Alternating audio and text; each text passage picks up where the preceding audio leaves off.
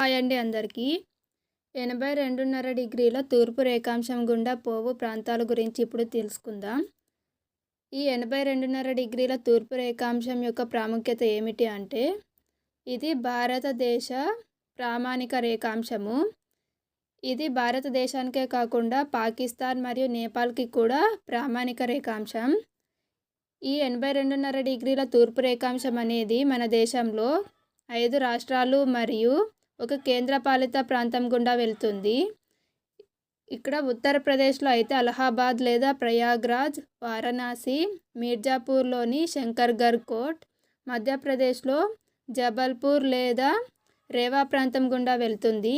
ఛత్తీస్గఢ్ రాష్ట్రంలో అయితే రాయ్పూర్, ఒరిస్సాలో కోరాపుట్, ఆంధ్రప్రదేశ్లో కాకినాడ, పుదుచ్చేరిలో యానాం అనే ప్రాంతం గుండా ఈ 82.5 డిగ్రీల తూర్పు రేఖాంశం